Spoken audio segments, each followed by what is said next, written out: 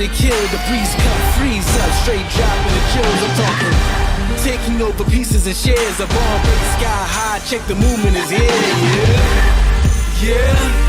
It's one heart, one shot, now the future is yours, go!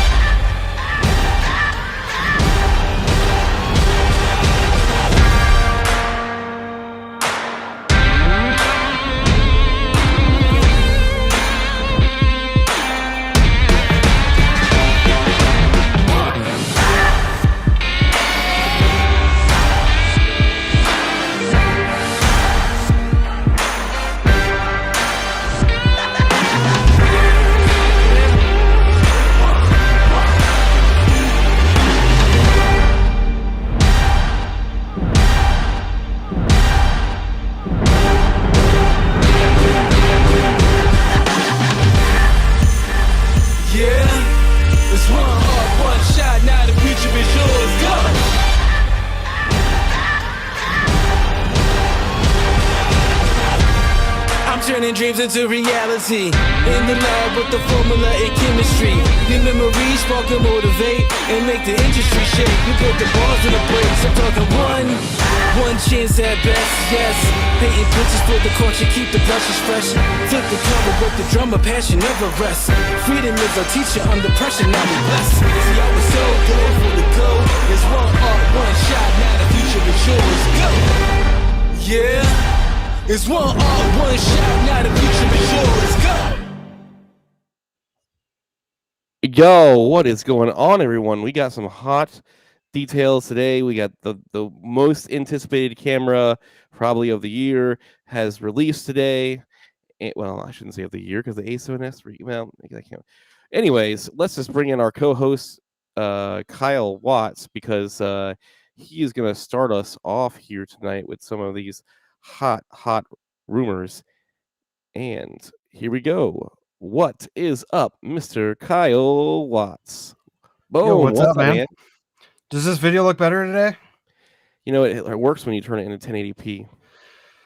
I'm just having the worst luck lately with switching between 4K and 1080. But actually, I think a lot of it had to do with my streaming and my internet. I was not having the greatest download speeds, I think. So, well, go ahead and take us into some of these reviews, and I will be right back with you guys to chill.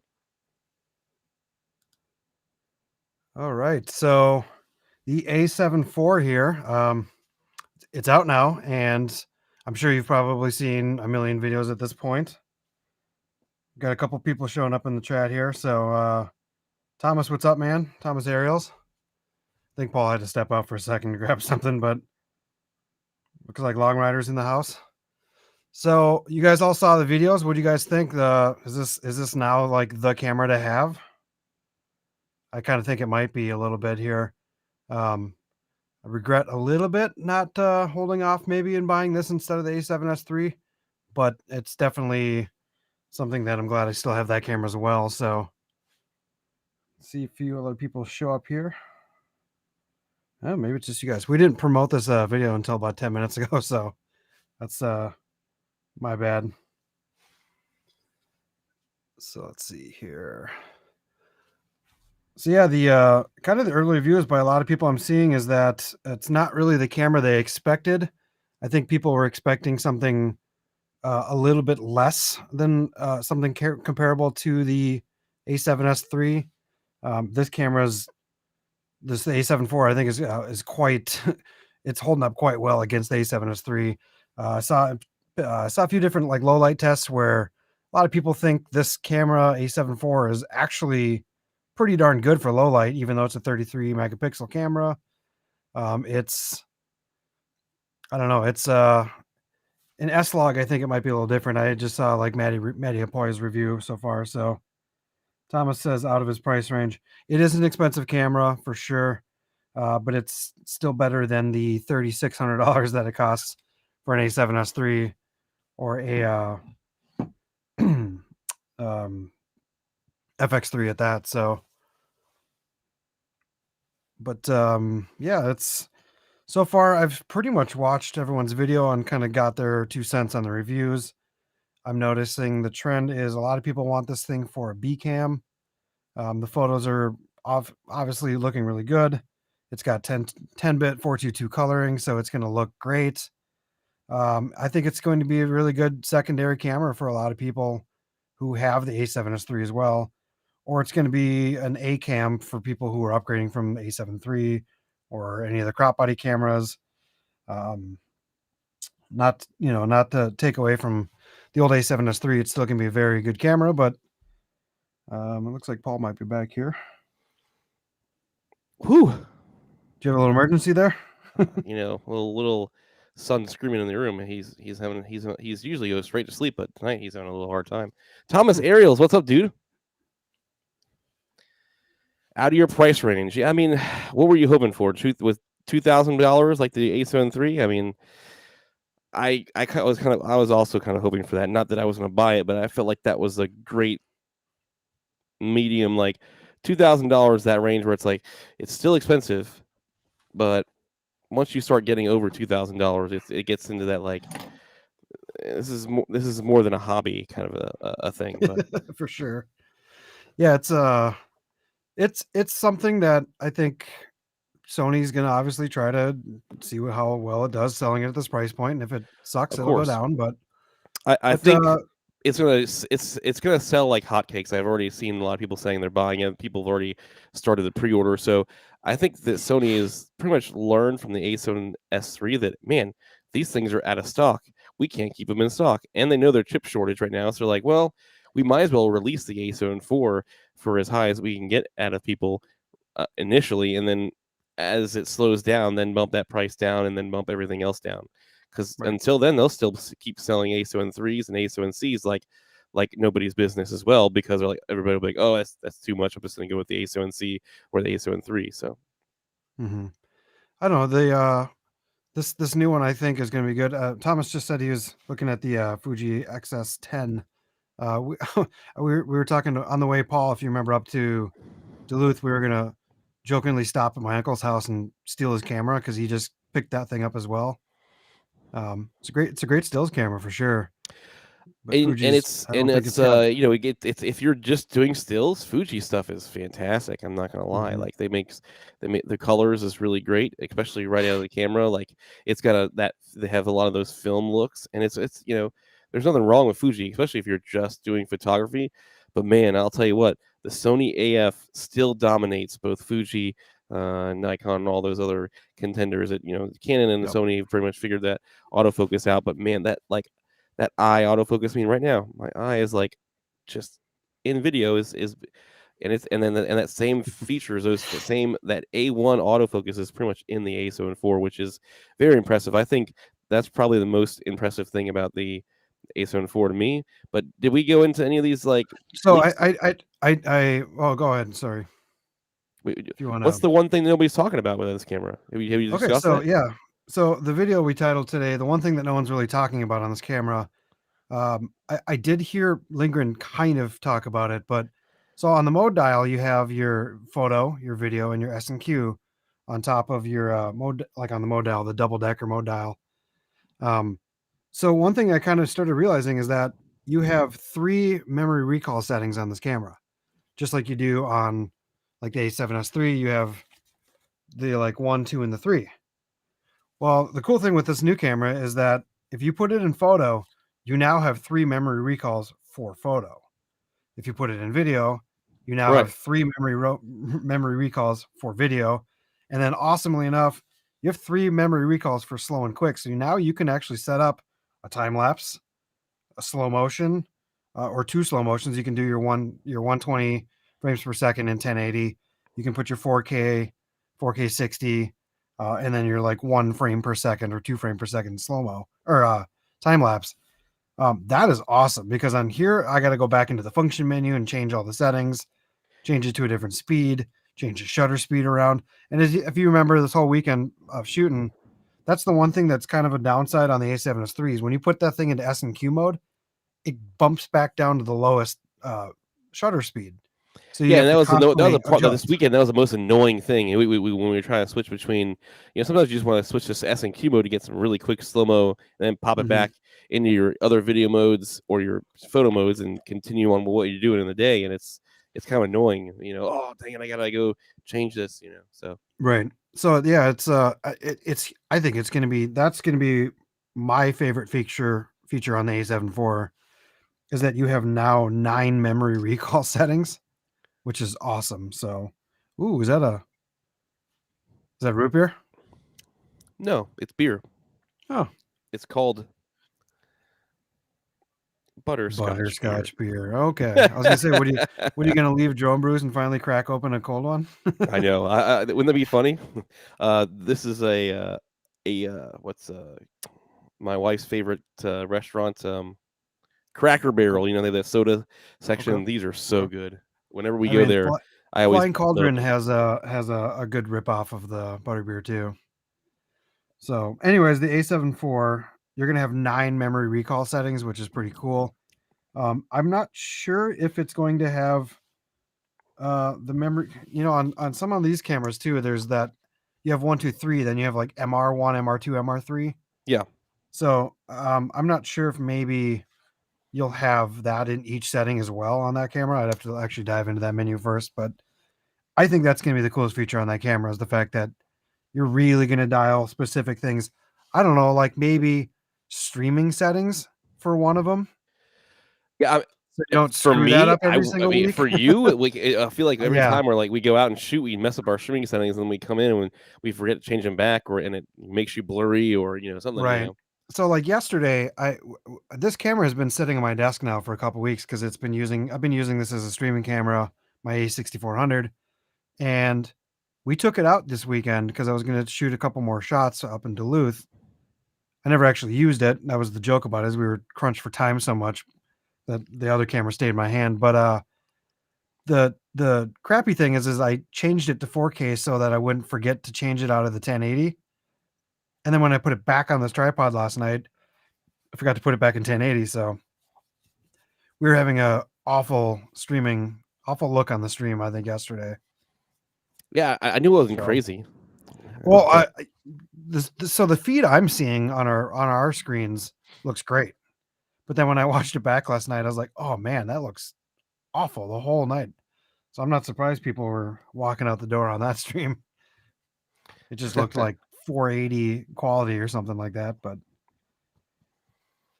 yeah, that's crazy. So, yeah, so the pricing too, man. That's at least they, yep, at least it's not as the nearly as pricing. expensive, but Well, it's weird. The one video that leaked seemed to have like problems. It's like the one people of all places, you get one video that leaks and they have a bunch of the info wrong. I thought that was funny too. And not only did they make the camera look not amazing, but they also leaked the wrong pricing, and they didn't really go into any of the things Yeah. that made the camera like the video features make the camera for sure. Yep. Because Yep. you can get away with unless you really want that new autofocus, you can get away with everything else on an A7 III. But even then, like the photography on that camera looks great. Like I don't know if you saw, and I saw this like 2 weeks ago. Remember, I think I said when Sydney went out and shot all that F1 stuff in Texas, I said, I guarantee you that's the A7 Yeah, IV. when I saw And that, I was like, "That's got to be." And then, sure enough, it was this footage.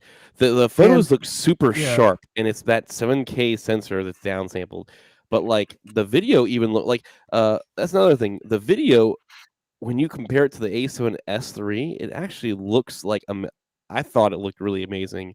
It was just, when Hamadi Hapoya did the side by side, I really thought the A7 IV looked a little bit sharper and cleaner than the A7S III.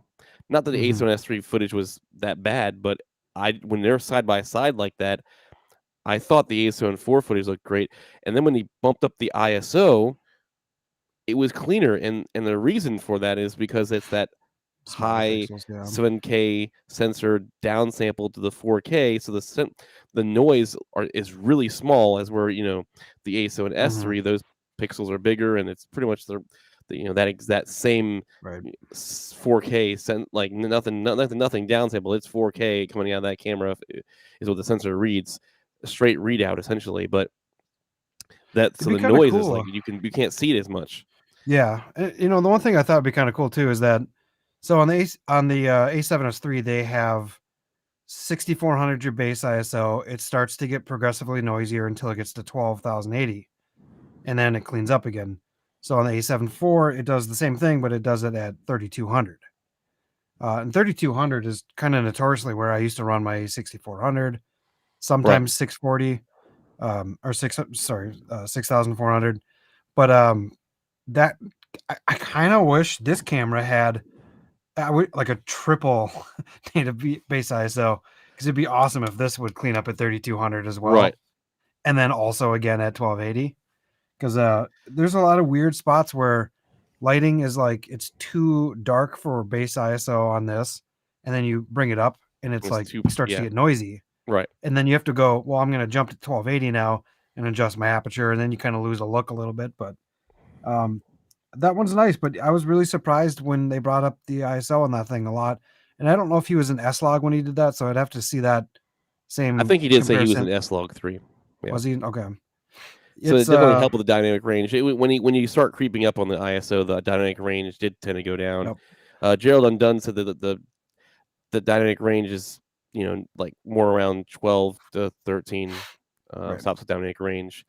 The other interesting thing is the rolling. I wish they would have fixed the rolling shutter on the camera, because it still is atrocious. I mean, but I guess that's what the aftermath you get of going like downsampling that 7K to that 4K supposedly. So yeah, and that's also maybe now one of the features that if you want no rolling shutter, you buy this one. I mean, man, So I love shooting B-roll with the A7S III, because it's just there's no rolling shutter. You can move as fast as you want to or go as slow as you want to, and you're not going to see any of that jello. But once you get the A7S III, you're spoiled. Well, that downsample stuff, and sometimes I don't know if active stabilization made a difference on it or not. And one thing I would have liked to see a little bit more is the 1080. How does the 1080p compare? Because on the A7 III, the 1080p was just garbage. You never really wanted to use it. Well, you had such a, and this is the same with all the A6000 series. You have that like 6K downres into 4K, so it's really sharp. What you're really seeing is kind of a 6K image. But then when you go back down to 1080, you're going from 6K to 1080, not 4K to 1080. And like on these cameras, you're going from a true 4K down to a quite a bit better 1080, and there's not a big drop off. Like I filmed 1080 on this thing before, and it's hard to tell, especially when you like bring it back into a 4K project line. Yeah. Like when I've done the 240 frames a second on this thing in 1080, it looks like 4K almost. So I imagine that the new one is going to look quite a bit like this, I think. But yeah, the A6000 and the A7 III, when you put the thing in 1080, it got mushy and soft and not crisp at all.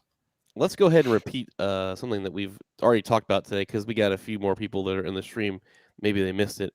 The feature that we're talking about that is no one's really talking about is that dial, that the dial, and then the modes that are right underneath it. What's nice about it is now you get the 1, 2, 3 dial, and you can essentially go into photo mode and have 3 custom settings, go into video mode and have 3 custom settings, go into SNQ mode and have yet again 3 more custom settings, which that covers your bases. I really wish the A7S III had those features, but man. Yep. Now what you get 9 memory recalls is what it is. 9. Right. It's crazy. I would love to have that on this camera, but we can't have it all, I guess. What do you think about the features like the shutter angle stuff? The shutter, what they call it? Like the shutter curtain? Shutter curtain. Yeah, so like if you turn the camera off and take the lens off on this camera, the shutter is exposed, or the sensor is exposed. Right. But on the new one, there's a curtain that shuts in front of it. So there actually is a curtain? Yep. If you look at actually Gerald Undone's thumbnail, it's in his thumbnail. Wow, that's amazing. So the thing we saw the other night, I guess maybe if the camera's on, it doesn't do that. Oh, that's why it wasn't doing it because Yeah. he had it turned on. It was on the flippy screen. It was turned around, and of course the curtain. So they did add that curtain feature. That's really neat. Mhm. Why wouldn't they have had that to the A? They had to have had that already done for the by the time the A7 S3 came No out. So I idea. don't know why they couldn't have just fixed that for the A7 S3. That would have I been. mean, technically it's one more thing to break now, but I mean, that's the only downside. But I would say I would much rather have the upside of protecting that sensor and at the opportunity that down the road it could have a problem. But I don't know. For as many times as you're taking lenses off on these cameras, and you go out in the woods and you're dust and everything everywhere, and Yeah. you're popping on different filters or different lenses, that thing gets exposed a lot. So I mean, like, you're constantly like holding your stuff upside down and Thomas you know, Ariels, if you're still in here, what kind of shooting are you doing? Like you said, you're looking for your first decent camera. What kind of shooting do you want? Are you doing mainly photography? You doing mainly doing video? And then if you are, what are you kind of focusing on? What style? Um, so there's a few features like the animal eye autofocus in video is in the A7 IV. Now we should. I really hope that Sony puts out a firmware update to add some of that into the A7 S3 because clearly that it has the capabilities of doing it, right? I mean, it has yep. all the same processor, and the only thing different is really that sensor. And I feel like the sensor wouldn't. I don't know. I feel like the camera should be able to do that. It has all the brains and the power to do it. I think they should add that back. And I think Gerald Undone said that in his video that hey Sony, I'd like to see these two features added back into the. Mhm. So Yeah, that's the thing is I don't know. Sony's not super known for updating their firmware to add stuff in on that new cameras have. right, the first time they did it is when enough people S complained and and they added S-Cinetone. Yep. And that should have been on the camera to begin with, but I think they just jumped the gun and got the camera sold first. So, Right.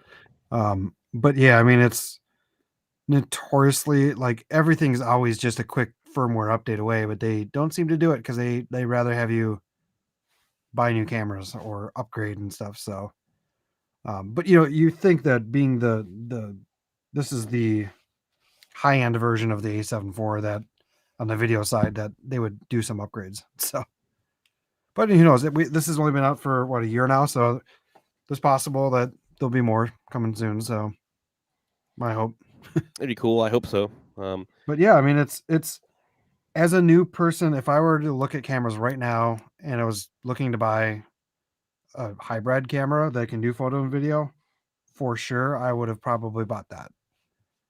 If this was 8 months ago and I was about to buy a camera, I would be looking at this new one, probably over the A7S3. And that's Okay, not to that say was my that, question for you. yeah. Would you have gone the A7 IV or the A7 S3 Yeah. what you know today? And like now that I own it, I'm not gonna sell my camera to buy an A7 IV. To me, I'd rather just keep it at this point. So it is nice having the 4K 60, 4K 120, and 240 frames a second. I don't know if that camera actually has that. So it's for me, this is what I'm gonna keep. But if you're not wanting to spend $3,600, which is not a cheap camera at Right. all, even 25 is not cheap. But if you were going to spend that much, the A7 IV looks kind of like a mini me of this camera. I mean, it's got a lot of the same settings. It has a It lot of the does. same And video. it's also like a mini A9 too, a little bit. Yep. I mean, it's a little bit maddening to me that they would make a camera that I feel like should only be like a couple $100 less than the A7S3 and make it like $1,000 less, so, or a little bit more than 1,000 actually. So Thomas Um, Ariels, he said he's into drones and he just wants a decent camera. So he just wants a decent camera. So maybe like landscapes and just general photos. So from that, I feel like you would be a great prospect of just even getting like a good deal on a used A7 III. Like Right. they're gonna start popping up for like 1,000. I mean, somebody last night said they got a brand new one with a lot, like an SD card and a lot of accessories with the kit lens for $1,150, brand new. Right. That is insane. So imagine what the used market is going to be when these things start flooding in. Yeah. So you could get a really, I mean, the A7 III is still a great camera. I love my A7C. It's very similar, just with it has a little bit better autofocus, but Mhm. I mean, And that flip it's still a screen. great camera. What's that? Yeah, I mean, if you're looking for, I mean, is he looking for just like a photo camera more so than a video camera? Because if you're looking for That's what it video, sounds like. It sounds like if he you're wants looking a for video decent. and photo, like a hybrid, Sony and is definitely, I think, leading the way on that. Canon's just a close number two, I think. I think Canon is a little maybe better for photography depending on the camera, but um, as far as having both, I think Sony owns that one. But yeah, I mean, if you're looking for just photo cameras, like those Fuji cameras are awesome too. Oh yeah, Glass is expensive for them. yeah, That's the other thing is some of those Panasonics and other companies, like lenses are not cheap. yeah. You got to Um, remember that too. It's like the pan, and if you start off with, I mean, even if you can get you should maybe you probably can get a good deal on a 6400 at this point. Um, yeah, would you suggest a ZV1 for him too? I mean, I don't think the not ZV-1 is a not good a photo ZV1, a camera. Yeah. ZVE10. I mean, it's the same sensor, so I didn't really do a whole lot of photos for my reviews, but I was kind of primarily focused. I would guess that the camera does the exact same photos as the A6400 and the A6600 because Right. that's kind of the same across the board. As far as video, that's where the differences are. There might be some shutter speed differences on them. I never actually jacked up the shutter on the ZVE10 to see what it goes That's to. a good point. And that's can be a thing that you want to do if you.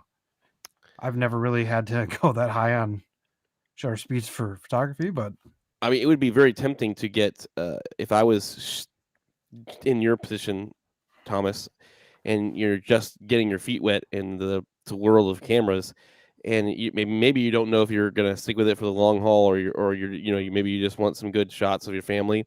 The A6400 is a great camera to start off on too, and I'm sure you can find one used for a good deal. And the Tamron has come up with some amazing APS-C lenses for that Mhm. camera that's affordable too, and it gives all you a the wide range of pretty stuff. much all the APS-C lenses are pretty affordable. I mean, like all the Sigma stuff's in that $300 to $400 Yeah, range, and that Sigma 16 1.4 is like, yeah, I mean, even when I was using that $1,000 Sigma 24-70, that thing was just crazy sharp on that camera.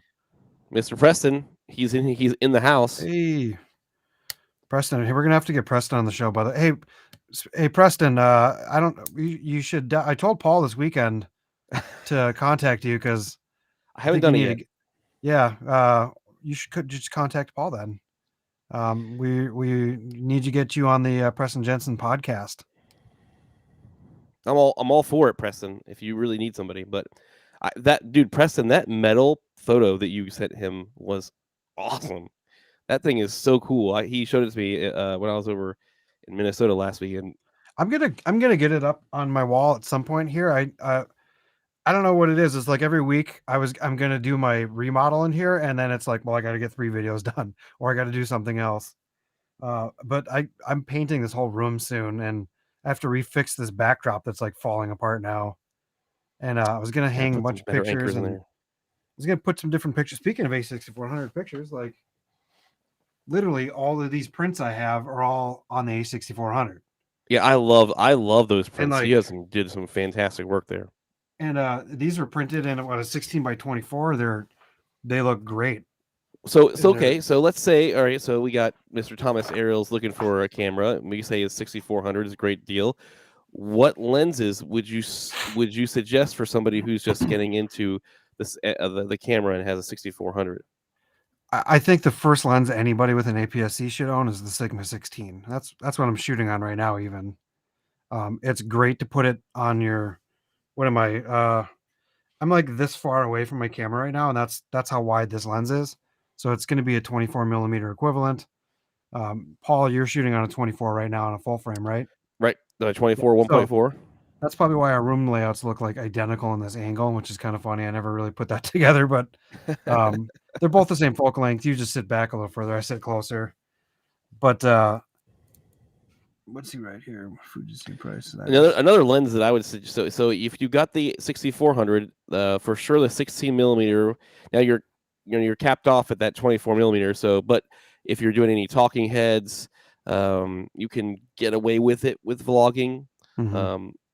I think the 16 is like the vlog lens for this camera. They do have that new Tamron 11 to 20. 18, is it 20? 11 to 20. I haven't actually tried that yet because I don't think I don't know that I don't even know how available that is, but I know what the 10 to 18 looks like, and that's pretty awesome too. That 10 to 18 on that like ZV-E10 was like, if I like, I kind of want to buy that lens. It's an f4. It's not great at low light. It doesn't give you crazy depth of field, but that angle, that wide angle, is just insane on that camera. It makes it like what it's like a 15.5 millimeter full frame equivalent. So that thing was fun.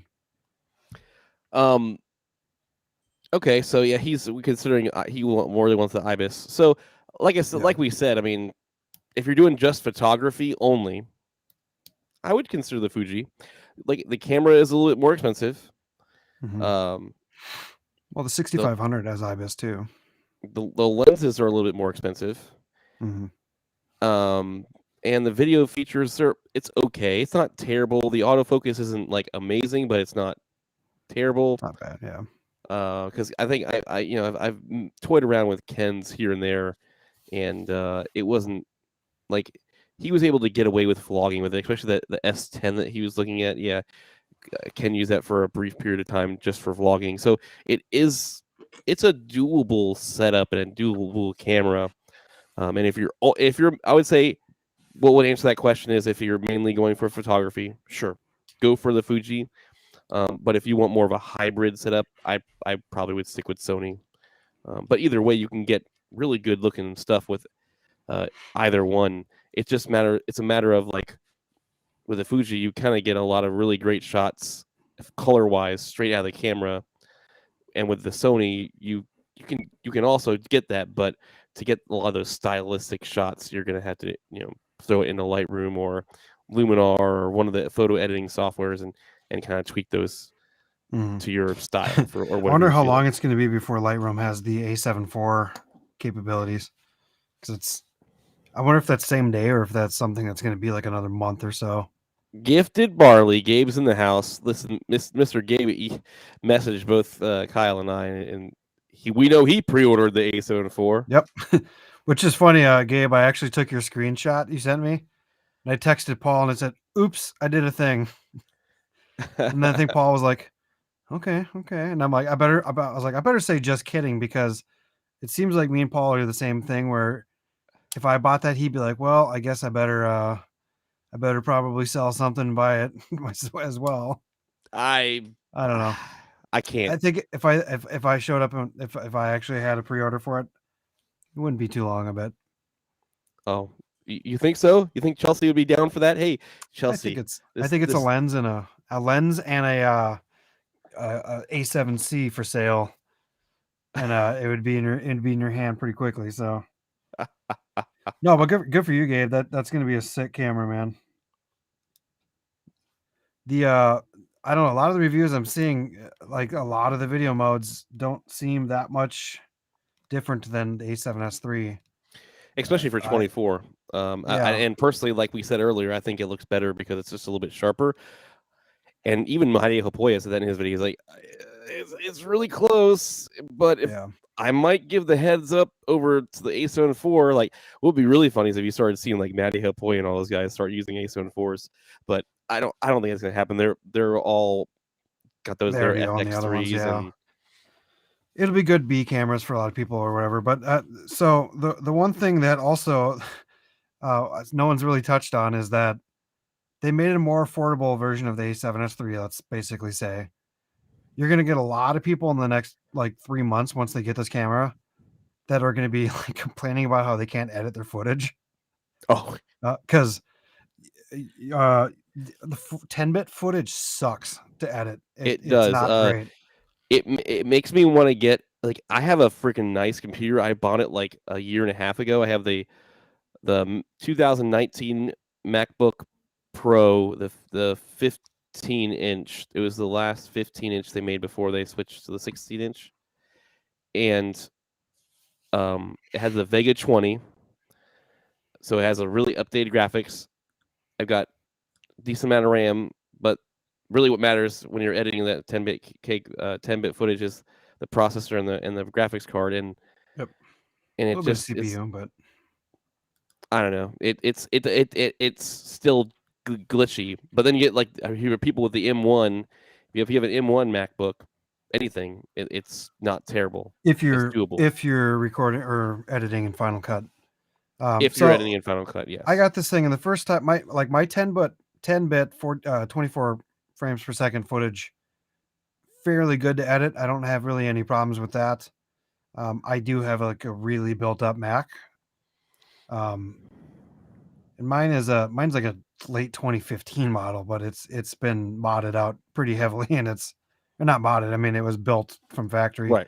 This computer was originally built by like a software developer that did a bunch of like different graphic stuff, and it has like a really pretty intense graphic card in it. I can't remember which one it is, but it's got like 64 gigs of RAM in this thing. I mean, my computer still shuts down with any like 120 frames per second. I have to proxy everything. So at least that's the thing, is that this camera won't be, the A7 IV won't be shooting 120 frames a second and 4K 10-bit. I've never actually seen what it does in 1080 10-bit. I don't even know if it does do 1080 10-bit. I can't even remember.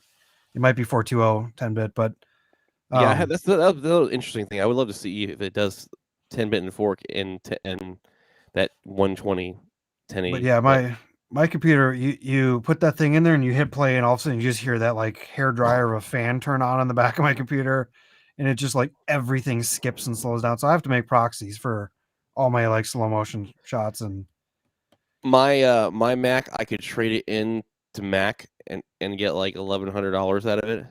Mhm. I'm not going to do it, but it was very tempting for me to trade it in and get like even like the MacBook Air M1 with like Yep. 16 gigs of RAM or something, and pay like another like $100 $200 and just and be, because the Everyday Dad has done a lot of videos where that was his like main machine up until he got these newer ones, and he said he didn't really need to upgrade it, and he's shooting Panasonic footage with 10-bit, so, and he edits it no problems, and of course he's a Final Cut Pro user as well, so that also plays into effect. But yeah, Premiere is having some problems with M1, but if you're Final Cut editor, it's all native and it works well. Gabe, I don't know if he wasn't here when we first talked about it. So the one thing that a lot of people aren't talking about on this camera, we'll just mention it again. Gabe. We're just going to mention it again. So you have your mode dial with your 1, 2, 3 settings, which is your like memory recall on Sony cameras. So you can, on my camera, I can save 60 frames a second, 120 frames a second, and then I think my third dial is like 420 10 or 8-bit in case I want to have stuff that I can transfer straight to my phone for like Instagram stories or something, or just footage that like I don't want to render out 10-bit footage and stuff. I got 3 options for custom settings. That's it. But now when you have that new dial on the top where it's the photo, video, and so SNQ awesome. mode, each one of those, if you put it in photo, you get 3 custom settings for photo. You get 3 custom settings for video. You get 3 custom settings for slow and Q. So like when you get that camera, you can put that thing in S&Q, you're going to definitely do like 4K 60 as a saved one. You're going to do your 120 frames 1080 as a saved one. And you'll probably do like a 1 or 2 frames per second for time lapse. That's what I was going to say. I would do like that, because that's so cool. The S&Q mode is a very underrated feature on these Sony cameras. It's fun to shoot and get like, I mean, you're almost getting like little time lapses, essentially, just letting it, just pressing it, like record, walking away, and just it's already boxed up and ready for you to go with that S&Q mode. And the same thing with the slow motion. I love shooting with the A7S III now in 60 frames per second slow motion and just popping S&Q mode Yep. and knowing, being able to like just look on the back and say, oh yeah, that looks like fire. Like, man, those, I still can't get over that. I love those fire, that little. It's the thing is, so now the difference is that now that you have this camera though, you will be having to look at some like SD cards because you will be needing to use the like the what is it, the You need probably you'll need at least V60s. That's what I yeah. use with my Sony. I just need, yeah, I get these either like pro grade ones or the what's the other one, the Lexar one. Both of them are Lexar a little one, bit yeah. cheaper. You can get the Sony ones if you're getting a deal or want to spend more. But I got like a couple 120 gigs and I got a 256 and the V60 card. Those are going to be probably more than anything you need for that camera because I can do 4K 60 with those all day long. So when you're doing the like on this camera, if you need a V90 for doing like 120 frames a second in S&Q. But that's one thing that you will have to look into because those like $20 SD cards, the extreme SanDisk ones that are like the best purchase in the world if you own any other camera. These do not do anything in this camera. You Yeah, need at least a V60 yeah. My and then go-to card for the old A7 III and my A7C is the SanDisk Extreme Pros, and it's only a V30 card, and it pretty much could do everything that camera had to offer. But I mean, if you're doing just not photos, now. that'll probably still be fine unless you're doing burst modes. But because you're having 10-bit 422, you're creating huge file sizes on your video, and you need to have faster SD cards. So Richmond Ariel's in the house. What's up, bro? Actually, my watch hours are doing a little better now. They've gone up 200 watch hours in the last like 2 couple weeks. weeks. So Yeah. it's pretty. I'm getting closer to that 4,000 watch hours. We're not quite there yet, but if you just let this video keep playing and walk away, Yeah, don't you just turn on a channel, hit play all, and then hit that repeat button and just walk away every day? well, I mean, if anybody could do anything, it would be I could do that easily. I could set up all my spare student laptops at work if I really wanted to, log in and on the network and just let it play Yeah, all. I think Google has the technology to understand IP addresses and that Oh it's the yeah. same computer watching over and over and over. And Plus, at but the end of the day, if I did that, it doesn't really help me any. no, It does not help me to try to jerry the channel. I want to grow it organically, but thanks for checking in, Richmond. Yes, we're getting close there. We're getting close, not all the way, but there's still some exciting things that are going to happen too. I got some artwork back tonight, which it wasn't what I expected, but it wasn't terrible, so I might use it for something. it's gonna make a really awesome vintage T-shirt. So, Or and it could make a good the guy patch. kind of nailed it a little bit. So we're changing the channel name. We've teased it a little bit yesterday, but I kind of liked the like vintageness of that with the stripes that were on it, and I could see that on a shirt that has like the little like stripes on the sleeves and stuff. The Yeah. old 70s. But yeah, that'll be fun. I don't know. Hopefully we get that done soon so we can change the alpha shot and bring in some new creators. So Well, yeah. Now finally got our own streaming software. So this is the first night of that. So we switched over to Restream.io, and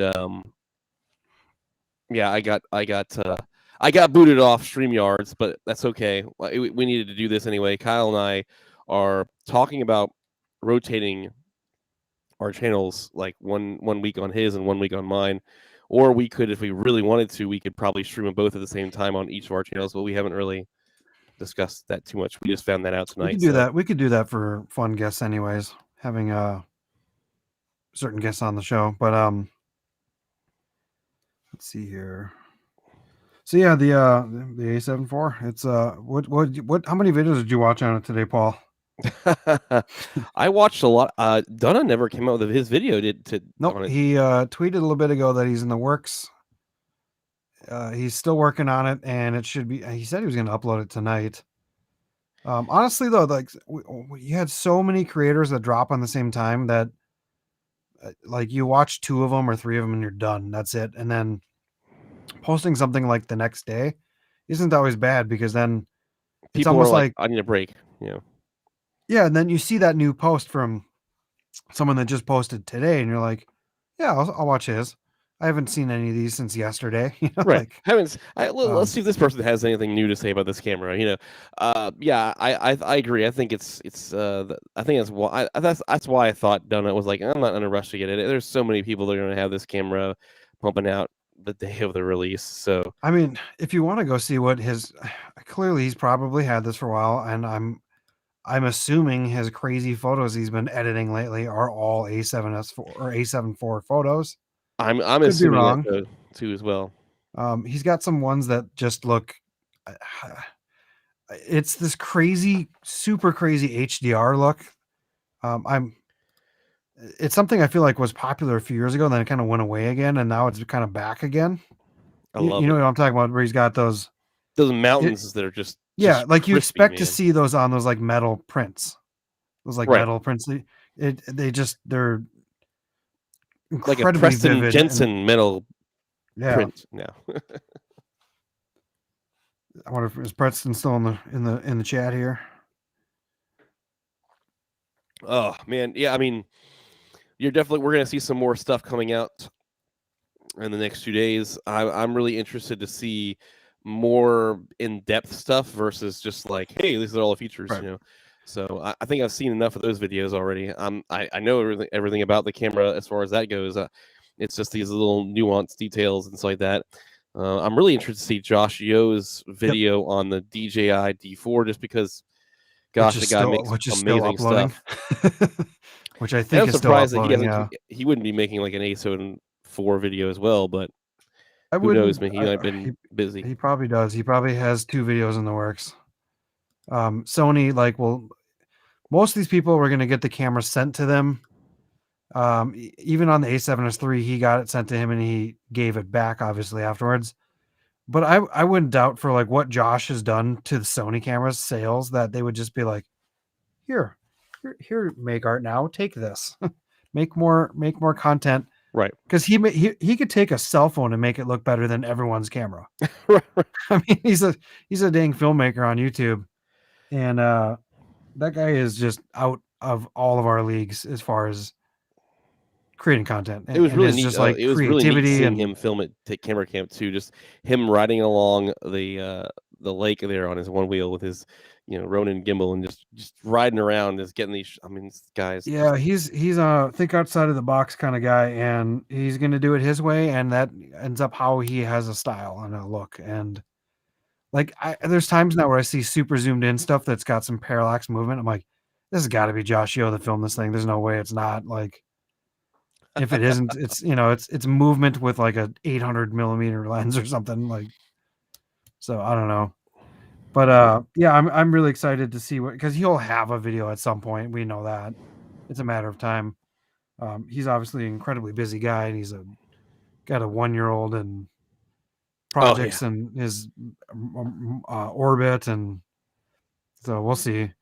I know he wants to try to do other content other than just being a camera reviewer. So, but the one thing I can think that he can do is he can pull off doing a review on a product by just making stuff with it.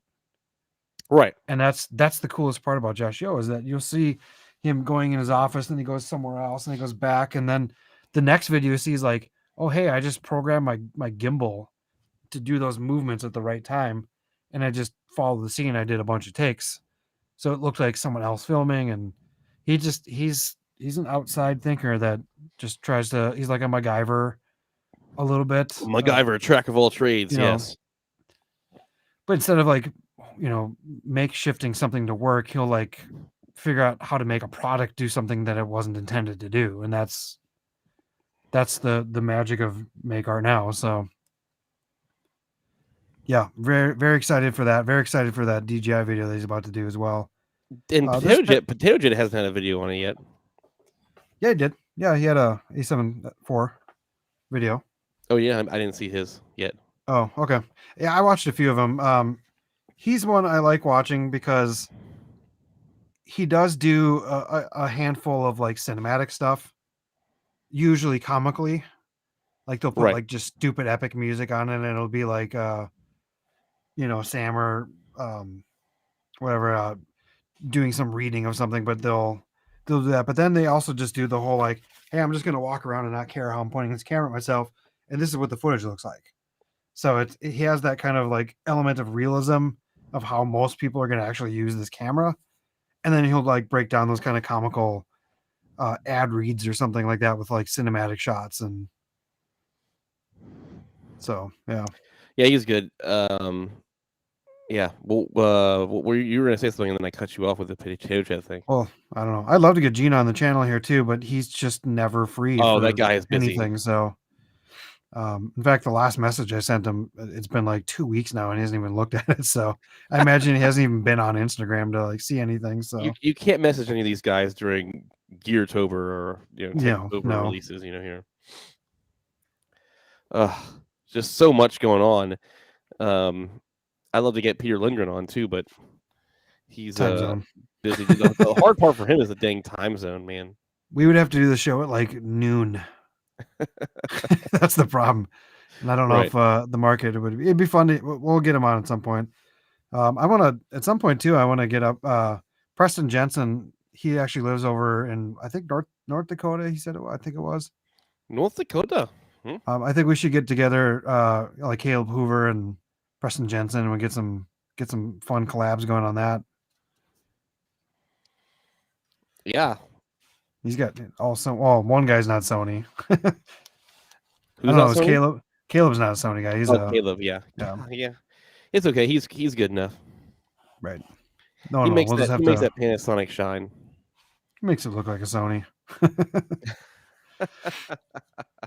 Besides the autofocus. Oh, I'm just yes. I kind of wonder. I think Preston would know this answer. The Minnesota Twins, I think, switched to shooting Sonys for like photography this year. I think that's what he said on his. He had on like one of the photographers, one of the main like Twins photographers on his podcast. I'm curious to wonder what they were using. If they were using like the A7R4 or like the A1s or something like that. You would think the A1s if they're going to be that big of an organization, but I kind of wonder now having like the A7 IV being like a really good hybrid, if something they would switch to something like that.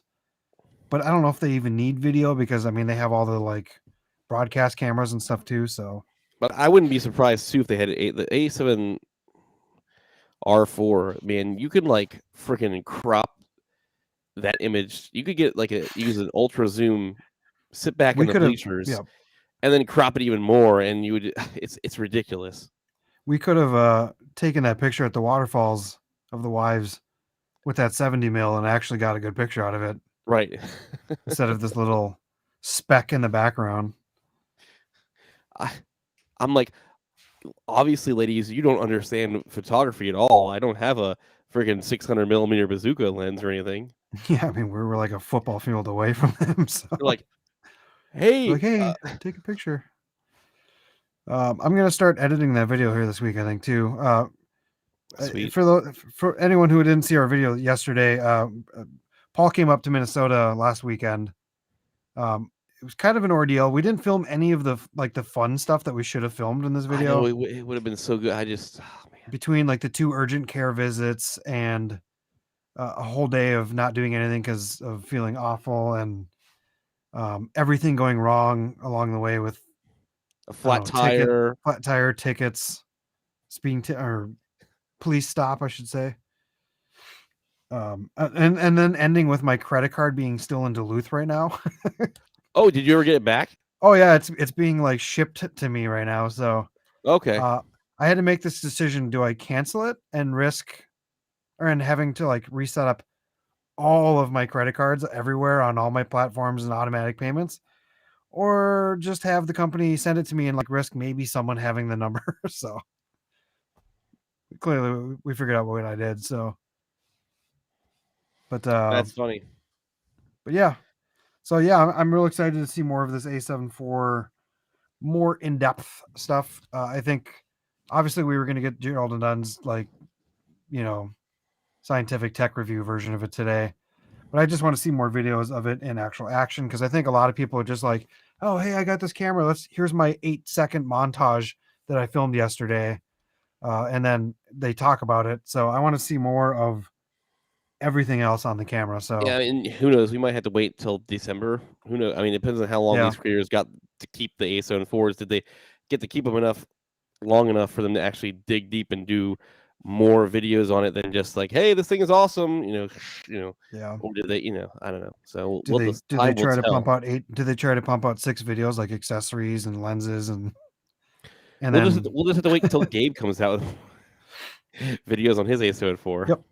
Yeah, we'll just have to have him on the show as a Yeah, guest. Gabe. Where are you from, Gabe? I'm curious. Where are you? Where do you reside? If you're still here, Gabe, that is. Yeah, I mean, I don't know many creators in Orlando. I know one guy. He has, and I could probably get him on the stream for sure. He shoots a lot of cars, so he obviously shoots Sony for that nice autofocus. But he does. It's called Black Supra or something like that. Ah, Cali. You're a Cali boy. Where in Cali? Because that's a pretty big. I have some friends that used to live near San Francisco, and then they moved to like a little bit more, I think, upstate, where it's like a little bit cheaper to live. I forget where he lives now. Cheaper to live in California. Cheaper. That's Yeah, the word. The word is cheaper. Like where the houses aren't like super crazy, like the San Francisco area and the LA area. The houses are like millions for a piece of garbage. But yeah, I mean, so he's been begging. He actually saw my post where I was in the SoCal. Okay, yeah, he saw my post where I was at Minnesota, and he's like, "Man, you gotta come to California."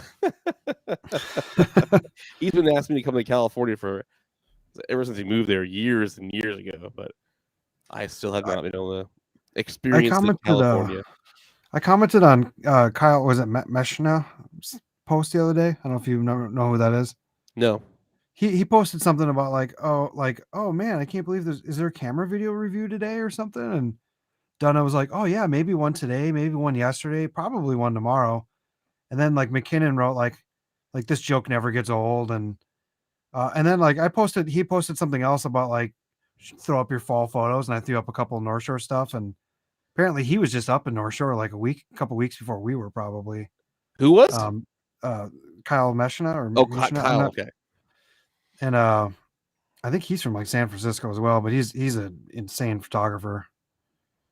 A lot of his work is pretty awesome. I think he definitely has a YouTube channel as well. But I'm gonna follow this guy. I don't know who he is. Huh.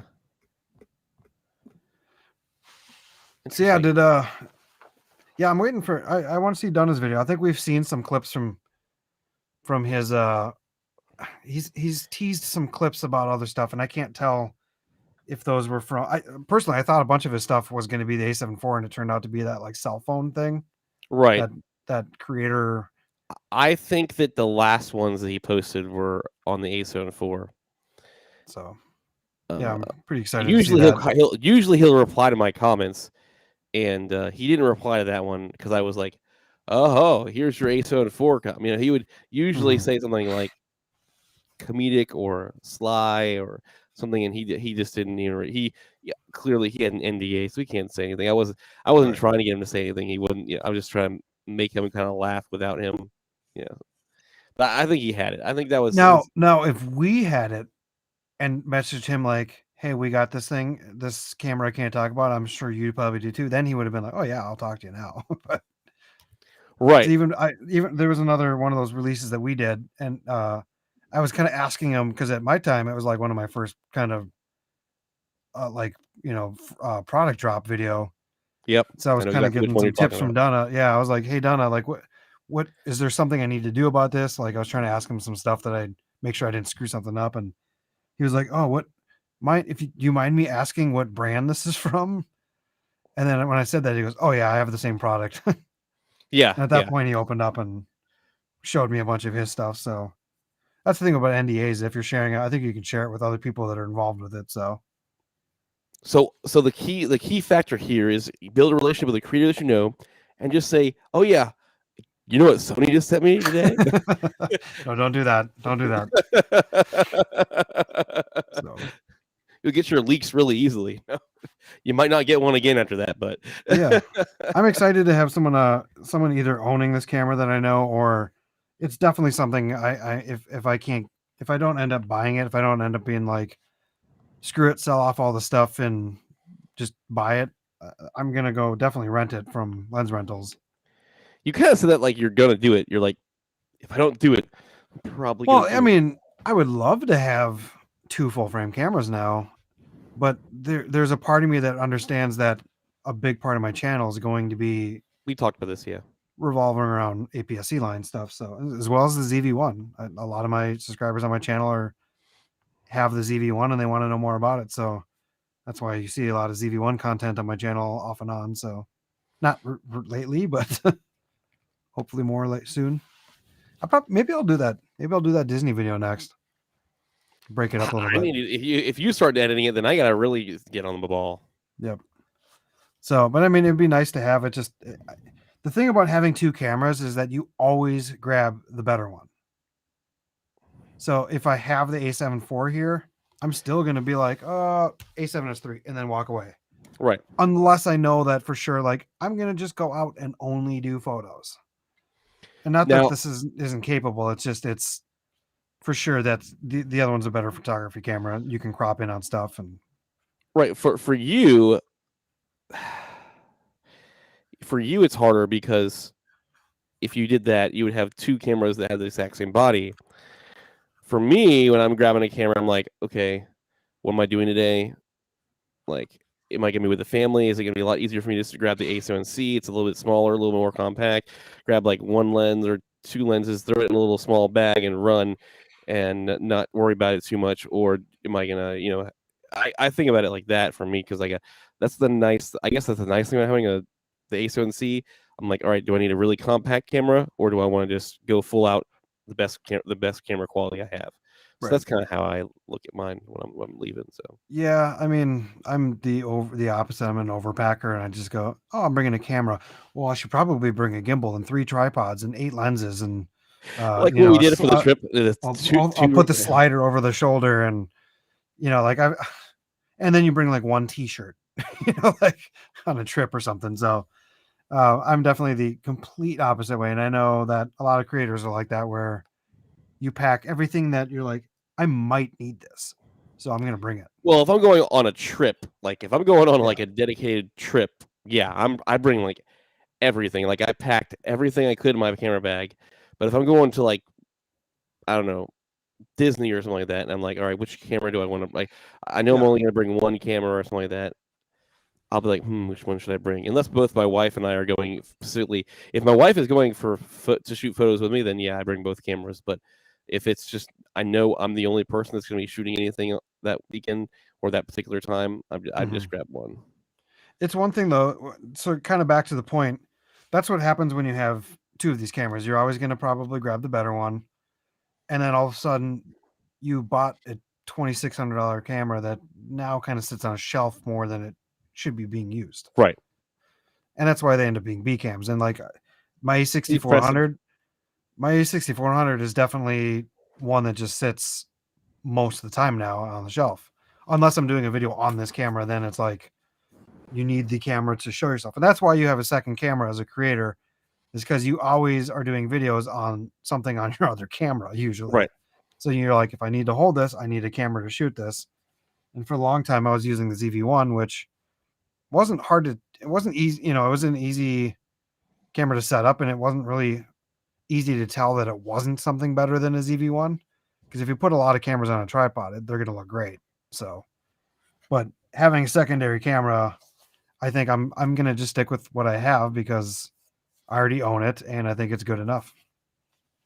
Especially for doing stuff like the stream right now or talking head on the desk. So in fact, most of the time when I do my talking head stuff at the desk, I'm still using this camera, the A6400 over the A7S III, mostly because it's not 10-bit crazy editing. And that 6K, and this is going to be something that Gabe's going to love, is that when you have that crazy 6 or 7K down res to 4K, it looks sharper. than 4K. This is a true 4K camera. It's not an oversampled camera. So this is a tiny bit softer looking than the A6400. Now the A6400, I think the detail is a little. It could have been a better camera for as far as the Right. detail and turn down the sharpness, but that's going to be. I don't know. Like for me, I don't know if I'll upgrade yet. Yes. At some point, maybe I will. But Well, I will rent it. and I if will you rent it can, for sure. you could keep your 6400 and just leave it in your desk at all times for those reasons. I don't know. Especially when you start live streaming a lot, it's like, man, I wish I could just have one camera that just always sits here on my desk. I never have to worry about whether I guess I have the right settings on my live streaming camera. It's just so nice. I don't know. One thing about that though too is that I tend to I like moving cameras around to keep the background fresh a little bit. So what have I done, like 4 videos with this, but this is different because I'm sitting next to the computer. So, but I don't know, I will definitely rent the camera, and that's the nice thing about a lot of these places that you can rent these things for like $100 for 7 days or something like that. Did you already pre-order your rental? It wasn't available at the time, so I'm guessing they'll put up a more substantial date once they have a date of when they're going to be shipped and stuff like that. I will check it real quick. Why not check it? Well, there's a bunch of companies. There's like Borrow Lenses. There's lensrentals.com. And a lot of these places are really nice. And there's some local places too, like around my house, that if I wanted to just physically go there and rent something, they tend to be a little bit more expensive. But yeah, you can get some pretty cool deals if you want to test a lens out, or like I've done it before where I bought a lens, I got it and I was super excited. And then like 3 days later, I was like, I don't like this lens. And then you have to go through the whole hassle of, returning stuff. Like, you know what I'm talking about with that. It looks like Gosh. Sony lensrentals.com right now has the A7 IV, $145 for 7 days on pre-order.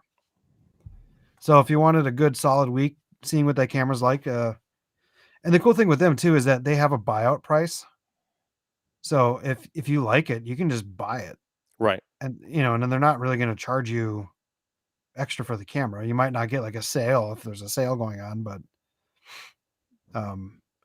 so yeah, I mean if it's like yep, I'm going to keep this, boom, pay for it. Truth And if Seeker it's is here. Welcome. If it's a pre-order, you're definitely getting a new camera. It's not going to be like 10 people have had it probably. So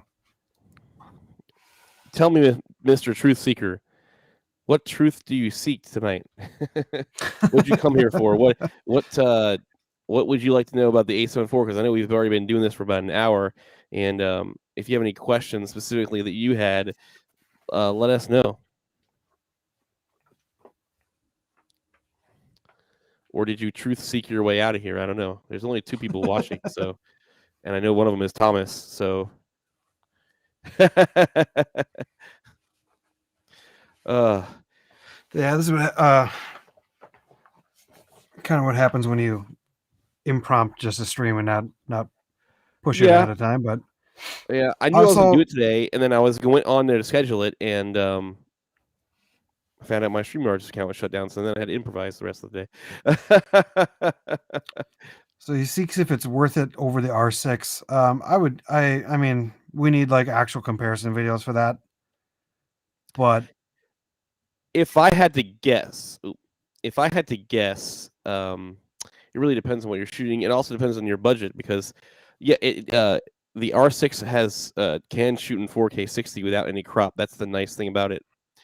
The photography end from Canon is great.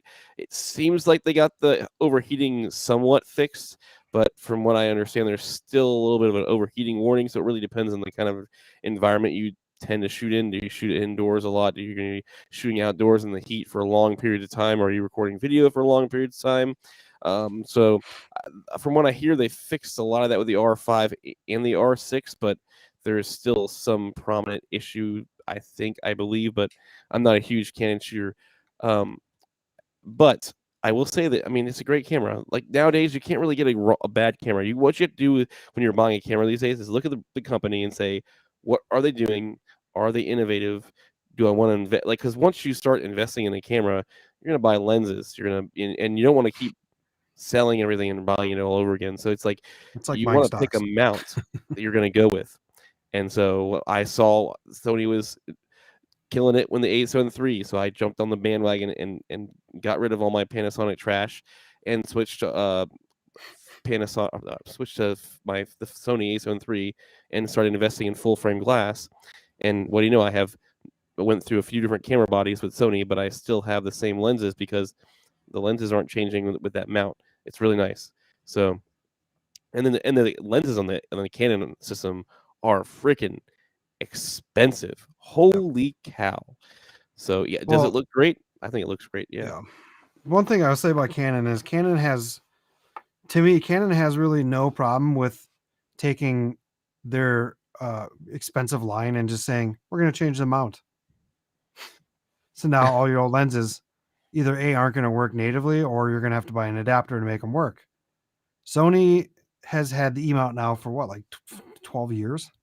Right. So they're not changing the E-mount. They're keeping their E-mount for a long haul. And people say that the E-mount is limiting, but I mean I don't think so. When you just came out with a 50mm 1.2 lens. Well, and that's the thing, is that Sony's put out more products this year than Canon has in like 5 years.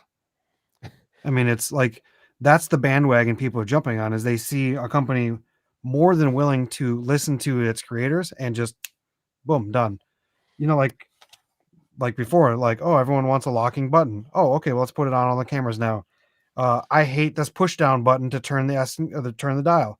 Guess what? The A7 IV doesn't have now. Like, right, they do a really good job of listening, and people wanted that same exact shutter close thing, and well, you know, they put it on the A7 IV. So I love that Sony listens. People have been begging them for a flip out screen, and they're like, fine, we'll just put it. And now we're putting it on every single camera.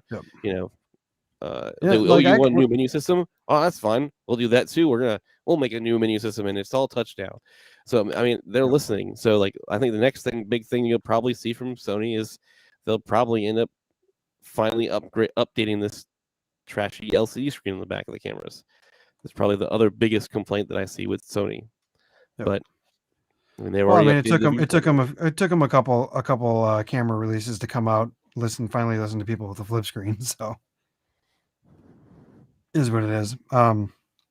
But yeah, it's like when you're buying cameras, especially if you're spending a lot of money on a body, it's an investment. It's like buying stocks, where you want to see where it's going and see where it's been and make your decision based off that. And I think, not to say the Canon's wrong. Like, I love Canon. I used to shoot Canon. Like, I wanted a couple of Canons, and I ended up getting a Sony, and I've not gone back. So it's just. And the Sony system is also a little bit more portable. The Canon stuff is a little bit more bulky. They're made for those really people who loved their mirrored cameras and the DSLRs, and they're kind of teetering more towards that side. I mean, they are definitely more compact than they were, but Sony has still got them beat on that. And I don't know. So it's really, but like I said, at the end of the day, it doesn't really matter. You're going to create amazing content with a Canon, a Sony. It's all personal preference and what you think, and what you think, and what you want to invest in. Yeah, and I mean it's everything else around it. I mean, you need to nail your lighting. There's a lot of skills you need to nail in lighting to be a better filmmaker, and that's a lot of it's just doing it wrong for a long time until you figure it out.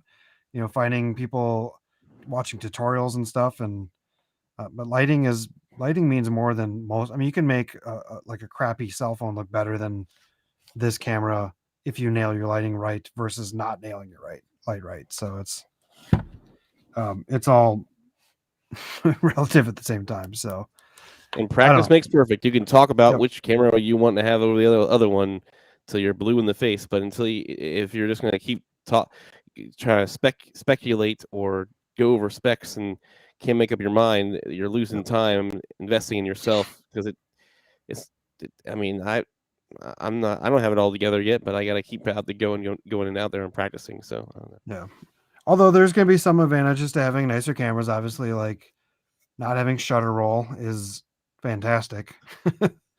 The A7 6400 and even like the ZV-E10 in active mode is terrible. Terrible. I mean, it's like the regular shutter roll, and then when it's cropped and zoomed in, it like amplifies it so much. So I want to see more tests with the A7 IV's shutter roll. I don't think it's terrible. I think it could have been better. Gerald Dunn made it look like it was. I mean, he showed us the few examples, and I was like, ooh, that shutter roll is just jello. He mentioned that he just said it is no better than the A7 III, which, and in his defense, I used the A7 III for so long and never had any problems, and I still have an A7C, so I mean, you're not clearly like don't filming have to like have this too much all the problems. time, so it's Right. I mean, if Most you're of doing my a lot stuff of is whip, slow movements, not but, even on a camera that doesn't have shutter roll, if you're like whipping around quick, it still looks awful. Like, right. it doesn't look great. It doesn't do this like wacky flailing arm guy. I think the times that you really want it to not be jello-y is when you're trying to do like faster moving shots that you're going to shoot in 60 frames per second or 120. Right. Or like driving move scenes or And you're drummers. you're gonna slow it down and look more normal or even slower, Right. but then you're gonna have that jello effect if you're moving too fast while you're taking those panning shots. So I don't know. Is the shutter roll like a product of the fact that it's a larger megapixel sensor? it also has to do with the fact that it is it's a larger that's true. resolution sensor. So essentially, what my theory is now. This is yes, the camera has a faster processor, but they also increased that resolution to 7K, and they're just making that processor work so hard to get Well, I heard Gerald Undone before at one point on a different video. He talked about it's like writing a book or like writing a page where it starts at the top, it writes, and it just goes down. That's how the camera reads its sensor. And the new ones like the A7S IIIs are so fast that it just does it almost instantly. Versus the other one, by the time it's starting halfway down and you're moving and like in a car, it'll like read it in a different spot down below. So it'll start doing this bending stuff or the warping. And so maybe the 12 megapixel, maybe the pixels also have something to do with that too. I don't know. Maybe that has nothing to do with it. I'm not super teched out like Gerald Undone, so I just know that when I put it in my hands, video on it. I just know that's everyone's thing now. Just go watch Gerald Undone's video.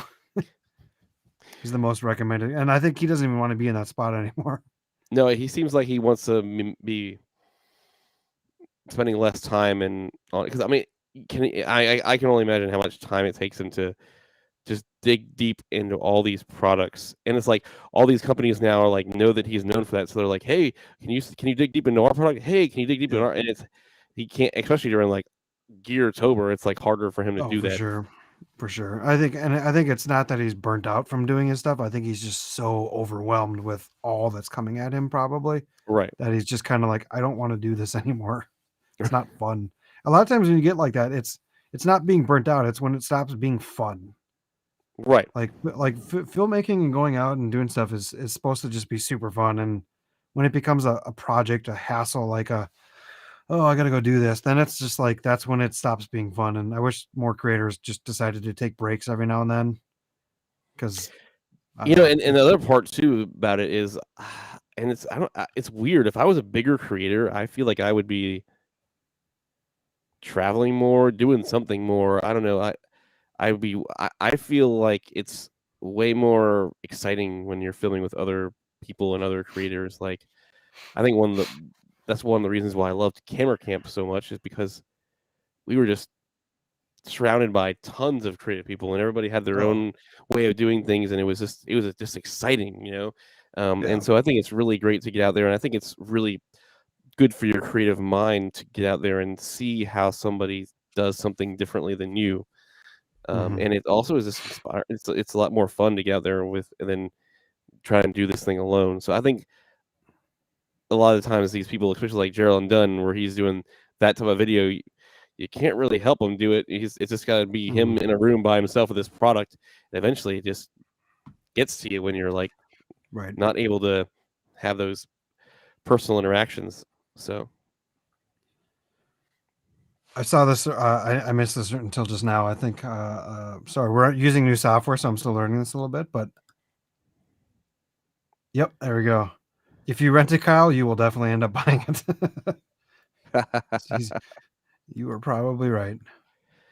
Yeah, this So, new like, software is pretty cool. so the thing is, I was going to wait for this camera, just like everyone else, and it just got to a point where it was just like, I think what it was is they announced the A7S3.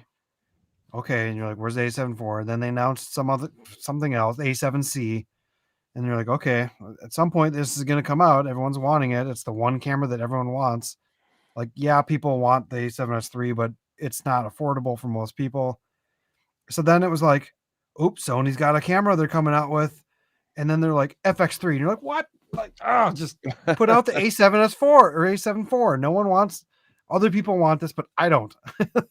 Like, this is their flagship in sales of cameras. Like, it's their most popular camera they've ever sold.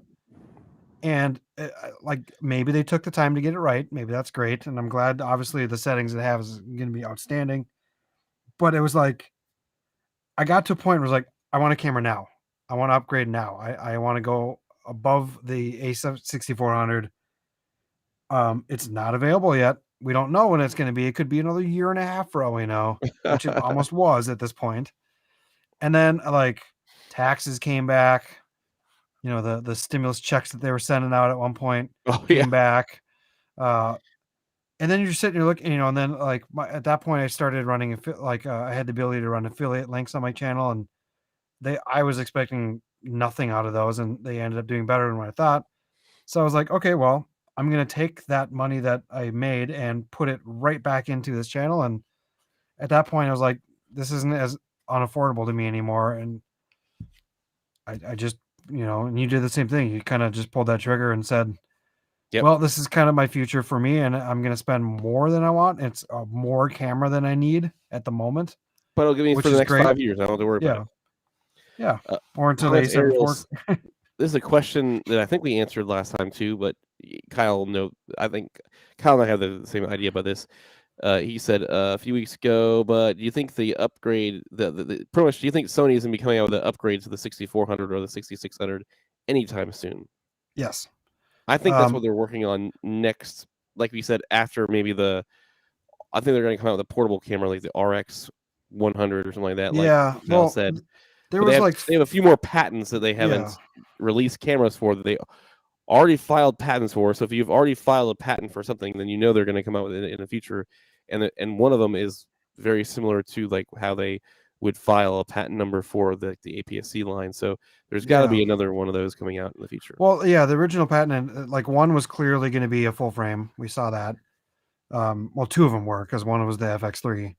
Right. There was two APS-C cameras and a patent for more of a high-end, like, point and shoot, which clearly isn't the ZV-2, because that's not a high-end camera, unless they decide to put out. I mean, I would love give it to me. Know. Give it to me. Give me a high-end ZV. Now that would be actually pretty. What if the next RX camera was pretty much a ZV-1 on steroids? What if they gave us everything with it, like a better body, like they kept the metal body, but they put the flip out screen in the ZV. Well, I think if they do an RX camera, that's what they're going to go. They're going to go for like high-end portability. To me, it's just like the RX 100 cameras never make sense to me, because like specifically the new ones that have mic jacks, because I don't remember 8, 7, whatever it was. Because anything with that pre mic jack on it was awful for audio. It was terrible, but the video quality was pretty good. The photography on those things were surprisingly good for a point and shoot camera. Like, you had professionals that take photos who would also have that camera, because they took really good photos for a small, like, what is it, 1-inch sensor, whatever sensors in there. Right. They are metal body cameras, and they were great. They don't make sense on price though. They're like $1,400 when they came out. So it's like you're in the full frame lineup right there. So, but they supposedly said there is going to be a high end point and shoot in the patent based off the serial number style of the camera. Yeah. So maybe a new RX100. There's a lot of people out there that still buy those cameras. So I don't know why, but and then they said there was going to be a high-end APS-C camera. That was definitely not the ZV-E10 because that's not a high-end ZV. That's a plastic-bodied. Right. That's like a middle range or low-end range of the APS-C line because it sits below like the A6400, I think. I would guess there's a 67, 68, whatever they want to call it. Or maybe they just, I said this last night too, they might just A6. abbreviate it like they're doing, say A6, and then put the name on the top. There was also a thing about a year ago, and this wasn't in a patent, so we don't think it's coming yet, but they were talking about, I think it was an A5 they were calling it. Mm-hmm. That was going to be a full low-end frame. budget, full frame. Yeah. Kind of a crop, kind of an APS-C or A7C, but it was still like EVF. I don't know. It looked interesting, and I think it would have been like a low budget, but it's definitely coming. I mean, it's the one thing they haven't upgraded in a while, other than the ZV-E10. So it just depends on where the price points have to sit. I mean, if the A7C maybe just replaces it too. Who knows? But I mean, the thing is companies don't like screwing people by, people have a collection of all these APS-C lenses. They're not going to just stop making APS-C lenses or cameras. And I know the A7C goes into Super 35 when you're pop on a APS-C lens. So we'll see. I think it's there'll be rumors soon. I'm sure now that the A7 IV is out, there'll be people. Yeah, there's got to be more rumors, right? Yeah. Sony after rumors, they always, gravitate to the next thing. So like, I wouldn't be surprised if like next week they're like, well, I hope you're excited about that A7 III. We have more rumors coming soon on the next release. They'll tease it like, hey, stay tuned. We've already got some new rumors about the next release, Well, that's the funniest thing, the way and that's why I keep saying, like, if the features on the A7 IV are better than the A7 III, get them if they work for you. If they're not a big deal for you, who cares? Like, the A7 III is a powerhouse camera, and it's still going to be a powerhouse for the next 5 to 10 years. This thing is probably the best mirrorless camera they've made, period. Like this and maybe like the R6 is the best mirrorless cameras on the market.